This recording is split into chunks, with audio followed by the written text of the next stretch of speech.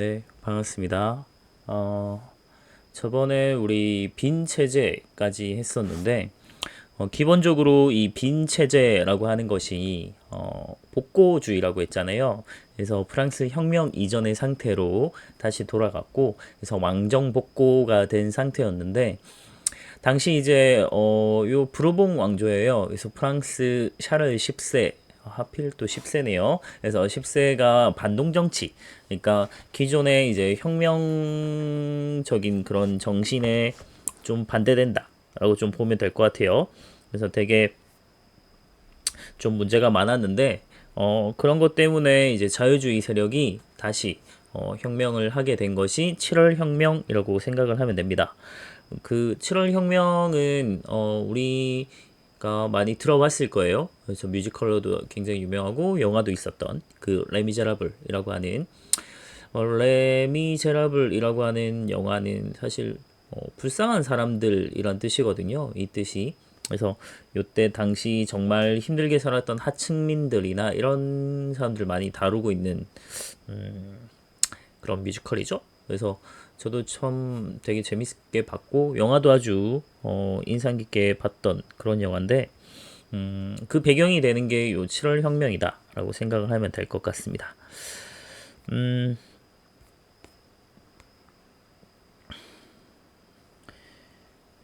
자, 특히나 요 이 샤를 10세 같은 경우는 의회를 막 해산시킨다거나 그리고 뭐 언론의 자유를 억압한다거나 그런 전제 정치가 좀 심했기 때문에 결국은 쫓겨나게 된 것이고 요때 루이 필리프라고 하는 사람이 시민의 왕으로 추대되어서 음, 왕은 존재하지만 그래도 군주는 존재하지만 입헌 주의에 따라 이루어지는 입헌 군주정이 요때 성립되기도 했습니다.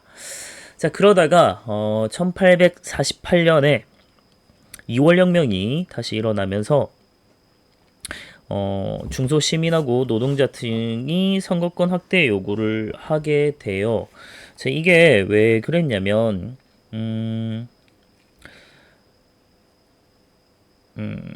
보자. 당시 프랑스 같은 경우가 납세액에 따라 한 선거권을 제한하고 있었어요. 그래서 남자 중에서 한 3% 정도만 선거권을 갖고 있는 상태였고 이걸 이제 좀 해결하기 위해서 당시 좀 제대로 자신들의 참정권, 선거권을 받지 못했던 중소시민하고 노동자, 그러니까 하층민들이죠. 이런 분들이 이제 우리도 선거권을 달라라는 혁명을 하게 된 거죠. 그래서 이제 2월 혁명이 일어났다고 보면 되고, 그래서 이때 이제 공화정이 수립되면서 21세 이상 성인 남자에게 보통 선거권이 주어지게 되었다라고 생각을 하면 될 것 같습니다.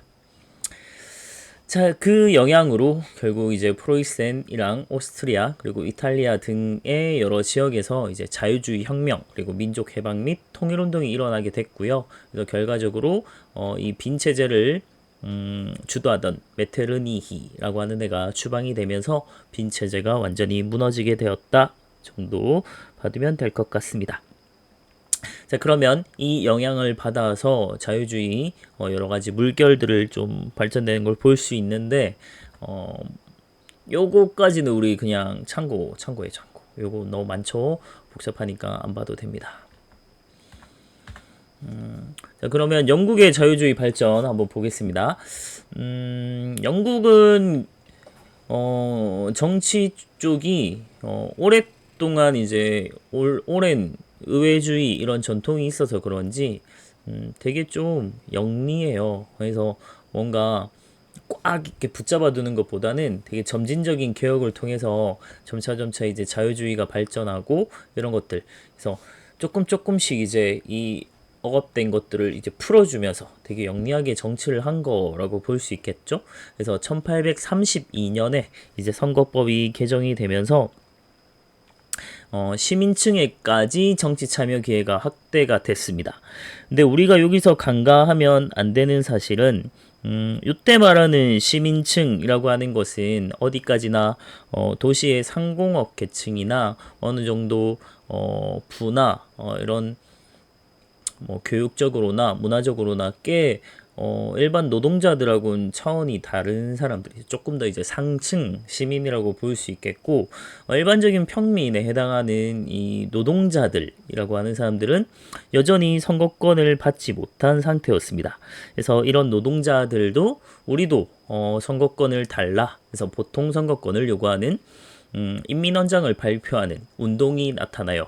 요걸 이제 차티스트 운동이라고 하는데, 요 인민헌장이라고 하는 말 자체가 People's Charter라고 해요. 헌장, 차터.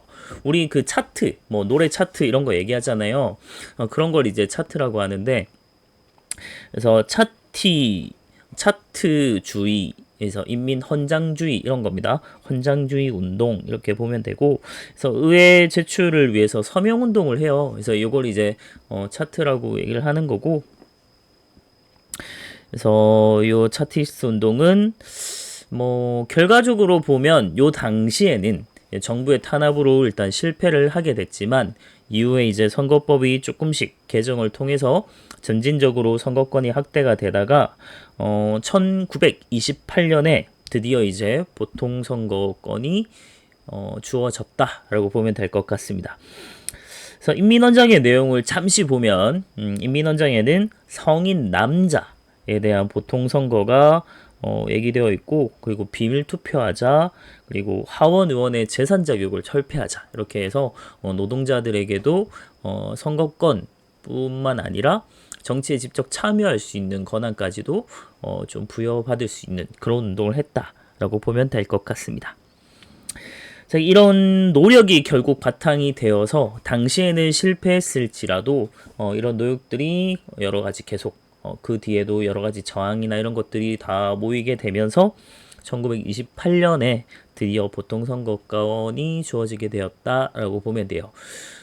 사실 우리나라 같은 경우는 민주주의가 도입될 때 해방 이후에 바로 우리는 선거권이나 이런 것들이 다 보통선거나 이런 것들이 바로 주어졌기 때문에, 사실 선거권에 대한 운동이라든지 그런 저항에 대한 노력이 좀 있을 수가 없는 상황이어서 좀 그렇긴 하지만, 우리가 지금의 민주주의를 이루어가는 데에도 정말 많은 민주화 운동이나 이런 것들이 있었잖아요. 그래서 다른 나라들도 마찬가지로 그런 거에 대한 아주 오랫동안에 여러 가지 저항이나 그런 움직임들이 있었고, 그런 노력이 바탕이 되어서 지금의 민주적인 체제로 발전을 하게 되었다라고 봐야 되는 거예요. 자, 그러면 이탈리아의 통일을 한번 보도록 하겠습니다.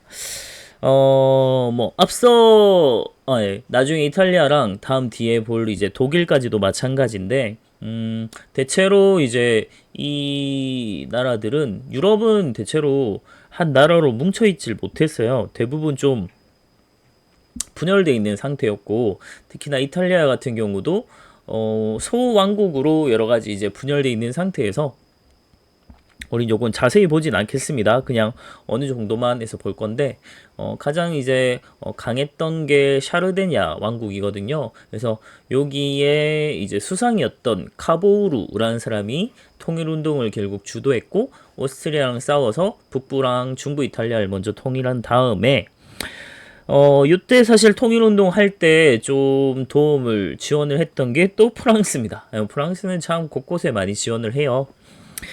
자, 그러다가 이제 가리발디라고 하는 사람이 시칠리아랑 나폴리를 점령했는데, 샤르데냐 국왕에게 나라를 바쳐요. 그래서 북부, 중부, 이렇게 남부까지도 다 통일이 되는 이탈리아 왕국이 탄생되었다라고 보면 되겠고, 거기에 마지막 이제 통일을 완성시키는 데는 나중에 베네치아랑 그리고 교황령, 바티칸이라고 하죠.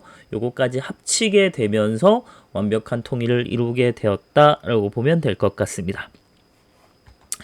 자, 마찬가지로 독일도 되게 여러 이제 주라고 한, 지금도 이제 주로 독일은 좀 연방제 모습이 나타나는데, 그런 여러 주들로 이제 좀 분열되어 있는 상태였거든요. 이걸 주도했던 나라가 바로 프로이센이라고, 우리 앞서 이제 프랑스 혁명할 때도 들어봤죠. 이 프로이센의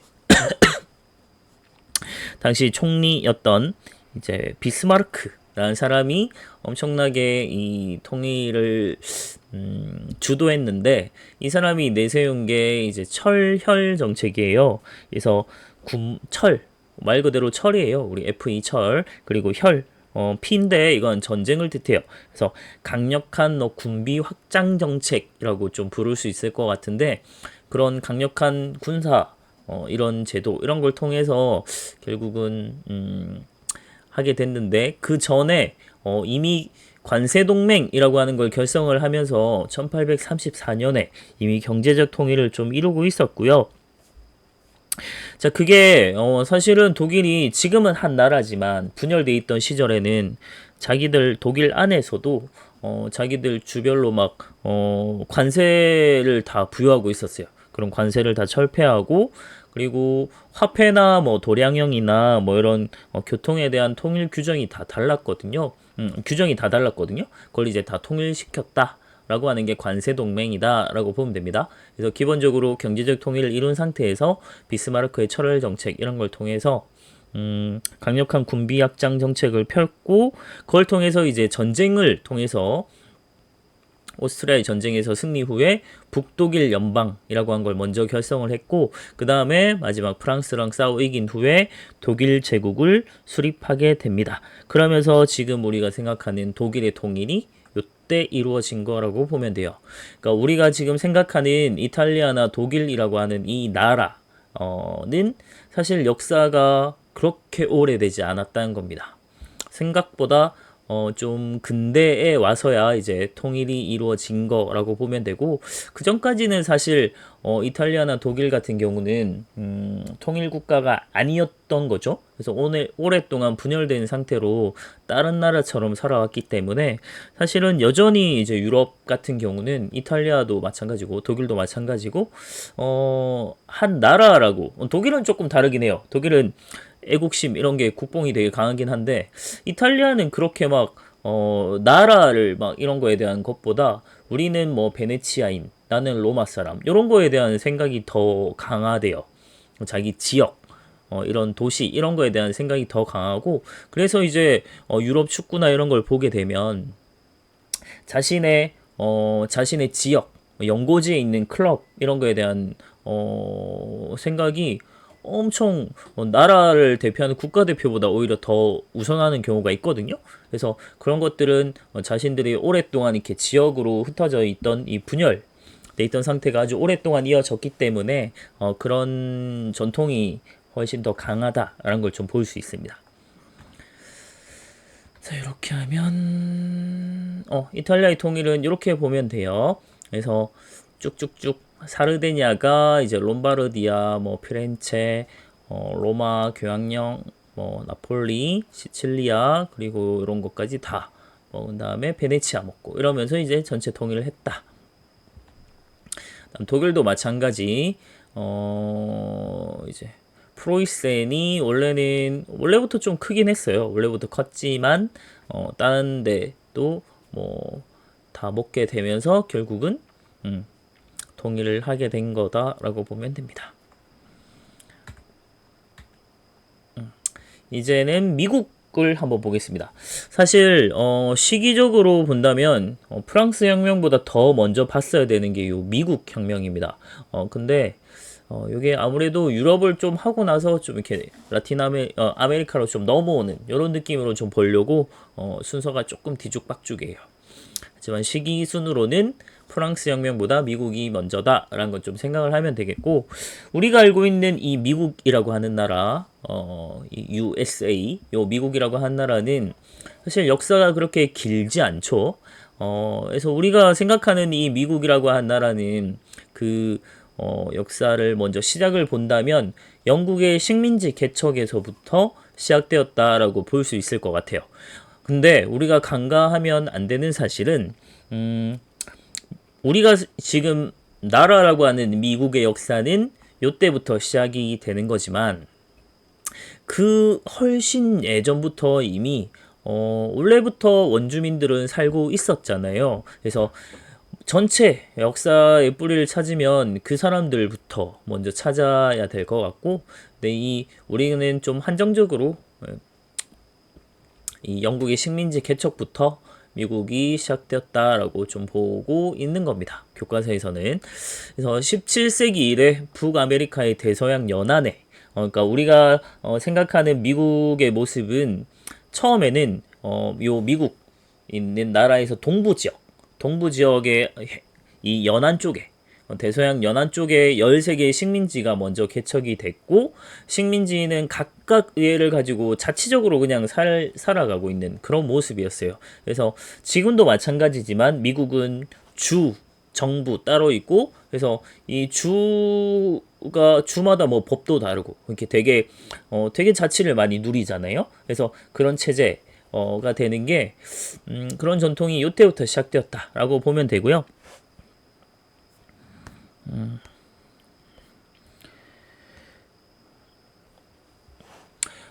그리고 대체로 이때 건너온 사람들은 영국의 청교도들이 많이 건너왔어요. 청교도.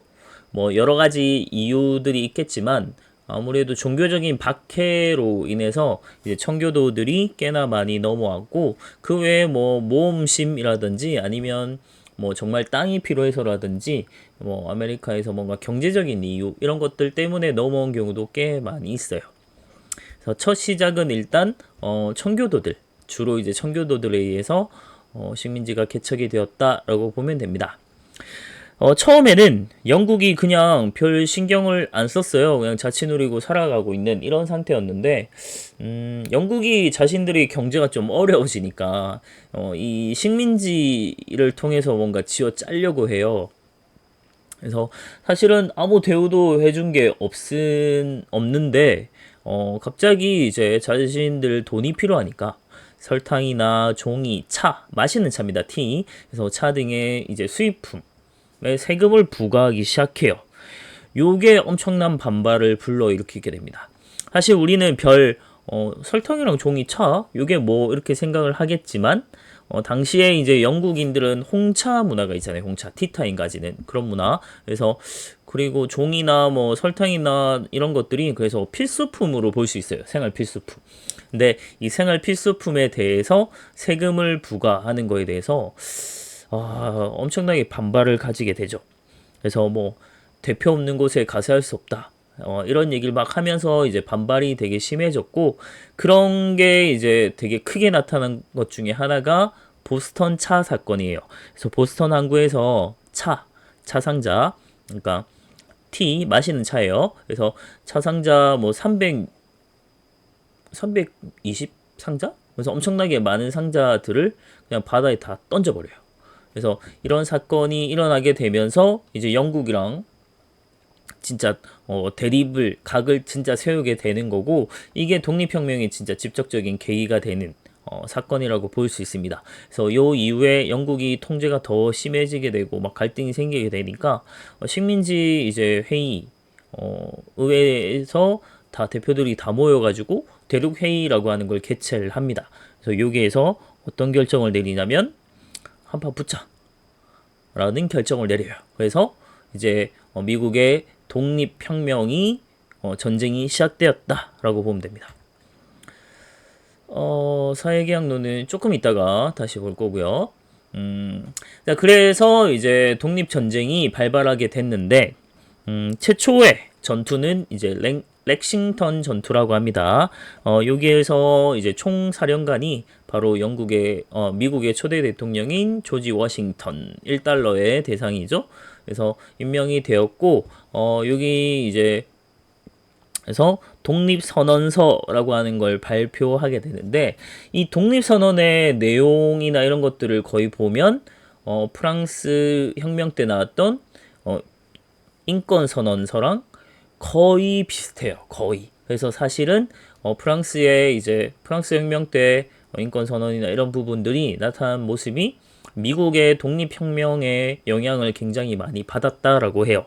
왜냐하면 그때도 얘기했지만 이 미국의 이 독립혁명을 프랑스 애들이 지원을 해줘요. 그래서 그때 많은 프랑스 군들이 미국에 와서 영국 군이랑 같이 싸워주거든요. 그러면서 이제 미국의 이 독립 혁명에 대해서 많은 것들을 좀 배워가요. 그래서 그러게 결국은 프랑스 혁명에 엄청난 영향을 주게 되었다. 걸 좀 볼 수 있습니다. 자, 넘어가기 전에 우리가 좀 봐야 될 게 요겁니다. 사회계약론이라고 하는 걸 좀 봐야 돼요. 요게 사실 쉽지 않은 내용이거든요. 쉽지 않은 내용이지만 우리가 이 살아가고 있는 이 사회라고 하는 게 어떻게 처음에 구성이 된 것일까 하는 걸 좀 설명해 주는 이론이에요. 우리가 기존에 저는 사실 좀 궁금했거든요. 이 사회라고 하는 게 어떻게 처음 구성된 걸까? 물론 그냥 사람들이 살아가다 보니까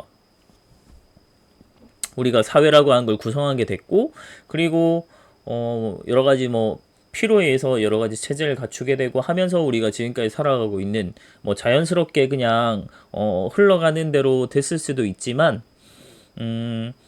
요걸 조금 더 설명을 하자면, 기존에 만약에 국가가 성립되기 이전에 그냥 자연 상태라고 할게요. 이런 사회가 구성되기 전에 그냥 원시 사회의 그런 자연 상태에서는 사실 우리가 존중받아야 될, 그리고 우리가 보장을 받아야 될 이 자연권, 우리의 기본적인 이 권리 자체를 자연 상태에서는 사실 제대로 보장받지 못했잖아요. 원시 사회를 생각을 해보면 약간 진짜 약육강식이잖아요. 그래서 뭐 진짜 힘센 놈은 모든 걸 다 누리고 살 수 있겠지만 힘없고 이런 사람들은 자신의 권리를 제대로 보장받지 못해요. 그래서 많은 대다수의 사람들이, 그리고 구성원들이 다들 이제 이 권리를 보장받기 위해서는 사회라고 하는 걸 구성을 하는데, 대신에 합의에 의해서 계약에 따라 이 국가라고 하는 조직을 만들고 체제를 만들고 하면서 자신들의 권리를 보장받게 되었다라는 거예요. 이게 이제 사회 계약론이라고 하는 건데, 근데 요거는 이제 주장하는 사상가가 대표적으로 3명, 뭐 여기 나와 있듯이 볼 수 있는데 조금씩 생각은 다르긴 해요. 근데 기본적으로 이 사회라고 하는 게 구성되는 건 이 구성원들의 합의에 의해서 계약에 따라 이 조직이 성립된 거다. 그러니까 사람들이 계약을 통해서 만들어낸 체제라는 거죠. 먼저 대표적인 사상가 중에 한 명이 홉스입니다. 존 홉스라고 하는 사람인데, 이 사람은 이제 리바이어던이라고 하는 책을 썼거든요. 이 리바이어던은 사실 되게 신화 속의 괴물 같은 괴물이에요. 괴물 이름을 리바이어던이라고 하는 괴물이 있는데, 그걸 이제 본따서 이제 만든 책이에요. 근데 그 내용에 보면 자연 상태를 만인 대 만인의 투쟁, 그러니까 되게 약육강식의 세상이라는 거예요. 근데 그런 세상에서는 우리가 제대로 권리를 보장받지 못하기 때문에 이 합의에서 결국 계약에 따라 이 국가를 구성하게 되었다라고 하는 생각이고, 그거는 괜찮은 생각인데, 이 사람이 살았던 시대가 절대 왕정 시대의 사람이에요. 그래서 왕권 신수설이라든지 그런 되게 이론이 되게 많던 시절이었고, 이 사람이 생각했을 때, 근데 주권이라고 하는 것을, 그냥 각 개인이 갖고 있으면 결국은 만인 대 만인 투쟁의 상태로 간다는 거예요. 그래서 이 주권을 아주 강력한 군주에게 양도해야 된다 라는 생각을 갖고 있습니다. 그래서 요거는 군주 주권론이라고 얘기를 해요. 그래서 이 절대 왕정 체제를 좀 정당화시켜주는 이론이기도 해요. 그래서 홉스는 되게 사회계약론 자체는 되게 민주주의라고 하는 거랑 되게 잘 맞는 내용인데, 그럼에도 불구하고 주권이라고 하는 걸 강력한 군주에게 양도를 해야만 강력한 카리스마로 질서를 잡을 수 있다, 이렇게 생각한 거라고 보면 돼요. 그리고 가장 대표적인 인물로 볼 수 있는 게 존 로크라고 하는 사람입니다. 로크라고 하는 사람은 마찬가지로 사회계약론 주장한 건 똑같고요. 근데 이 사람은 대표를 뽑아야 된다. 모든 사람이 다 모여서 얘기하기는 힘들고 대표를 뽑아서 그 사람이 대신 정치를 해줘야 된다라고 생각을 했어요. 그래서 이걸 이제 대의정치라고 얘기하는, 지금의 우리 국회의원 뽑아서 국회의원이 대신 정치해주는 이런 형태로 가자는 거예요. 대신에 만약에 국가나 정부가 우리의 이 기본적인 인권을 제대로 보장해주지 못하고 침해하는 상황이 생길 수 있으면 얼마든지 그에 맞서서 우리가 저항을 할 수 있다라고 하는 저항권을 딱 주장한 사람이 로크라고 하는 사람이에요. 그래서 우리가 앞으로 생각을 할 때 사회계약론은 뭐 물론 요 사람들 다 생각 중요하긴 하지만 그 중에 로크라고 한 사람이 이 저항권 사상이 우리가 혁명이라고 한 걸 얘기할 때 혁명을 되게 정당화시켜주는 거기도 하고 우리도 지금 헌법에 저항권 이런 걸 다 보장하고 있거든요. 그래서 되게 중요한 사상 중에 하나가 이 저항권이라고 하는 겁니다. 이걸 처음 얘기한 사람이 로크다 이렇게 연결시키면 될 것 같아요. 자 그리고 또 다른 사람이 이제 장자크 루소라는 사람이 있어요.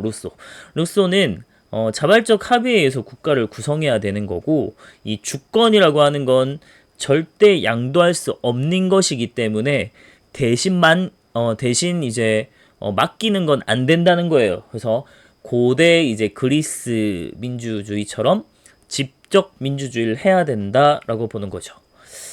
훨씬 더 이제 한 발 더 나가는 거죠. 주권을 절대 양도해서는 안 된다. 그러니까 홉스랑은 완전히 반대인 거죠. 홉스는 주권을 군주에게 양도해야 된다. 그래서 군주에게 주권을 줘야 된다라는 생각이고 로소는 주권이라고 하는 건 절대 양보할 수 없는 그러니까 내가 주인인 거니까 내 권리는 무조건 내가 직접 지켜야 돼 라는 생각이에요. 그래서 이건 집정민주주의 이렇게 보면 될 것 같습니다.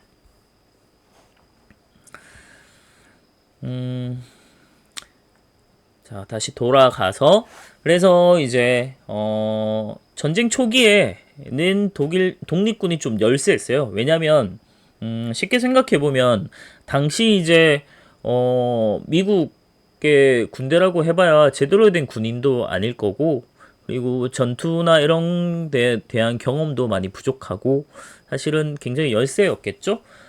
근데 당시 프랑스나 에스파냐 등이 아주 열심히 지원을 해줍니다. 왜 그랬겠어요?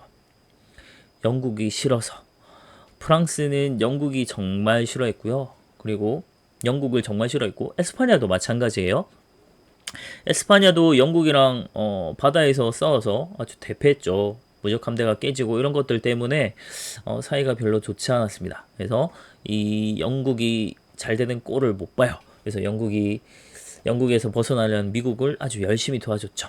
그래서 결국은 이 전쟁에서 승리하게 됐고 파리에서 조약을 맺거든요. 프랑스 파리입니다. 그래서 파리에서 조약을 맺어서 드디어 13개의 식민지가 독립을 하게 됐고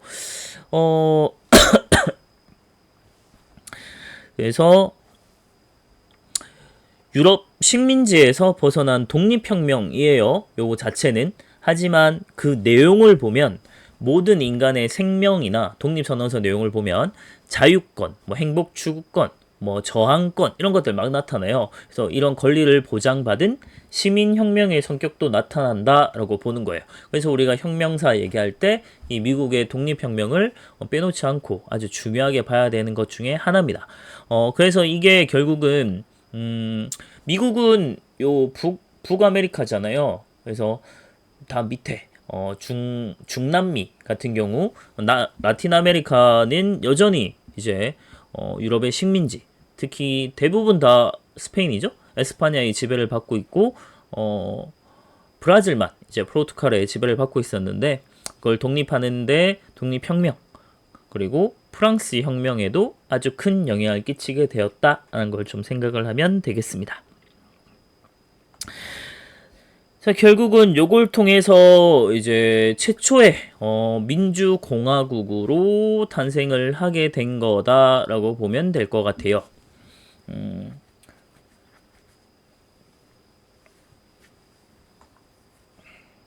그 다음 미국의 발전을 좀 보면 미국은 지금 처음에는 동부 13개 식민지에서 출발했다가 점점 서쪽으로 개척을 하게 되거든요. 그래서 서부 개척을 통해서 1840년대 말에는 태평양 연안까지 그러니까 지금 서부까지 반대까지 쭉 다 간 거예요.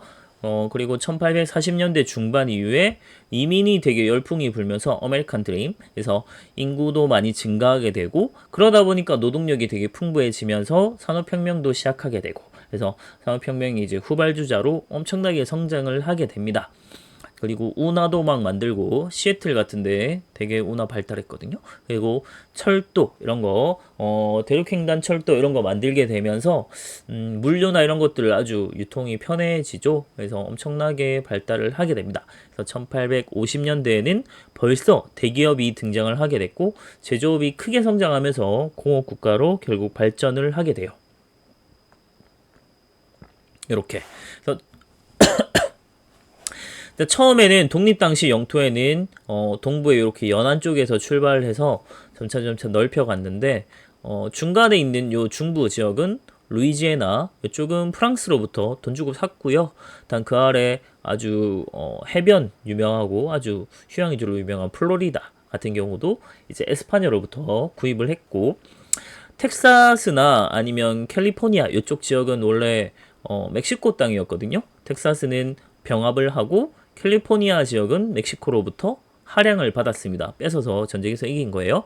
그리고 그 밑에 땅도 약간 멕시코로 구입을 했고 요 아래 국경 아래는 다 멕시코예요. 그리고 오리건주까지 이제 병합하게 되면서 미국은 요 북미 위에 이제 영국령 캐나다 빼고 다 차지하게 되는 아주 어마어마한 거대한 나라가 되었죠. 그리고 돈 주고 땅을 많이 사거든요. 뭐 알래스카 같은 경우도 마찬가지고 여러 가지 돈이 내니까 그렇겠죠.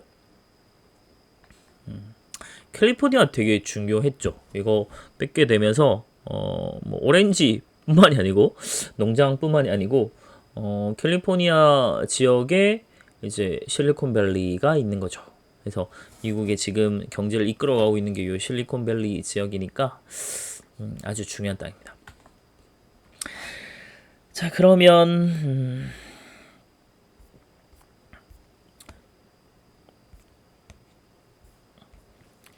요 미국의 남북 전쟁을 좀 봐야 될 것 같은데 시간이 좀 많이 흘렀지만 그래도 요까지 보고 마치는 게 맞을 것 같아요. 세계 3대 남북 전쟁이 있습니다. 6.25 한국 전쟁 그리고 베트남 그리고 미국 이렇게 볼 수 있을 것 같거든요. 근데 한국 전쟁 그러니까 6.25랑 이제 베트남 전쟁 같은 경우는 기본적인 이유가 뭐 여러 가지 복합적인 거지만 가장 큰 주된 이유는 사실 이념 대립이에요. 그러니까 이데올로기라고 하는 이념 대립인데 자유주의냐, 공산주의, 사회주의냐 이런 거 가지고 좀 대립이 있었다면 사실 미국의 남북 전쟁은 물론 이제 정치적인 이유도 있고 여러 가지 이유가 있지만 사실 주된 이유는 경제 때문이에요.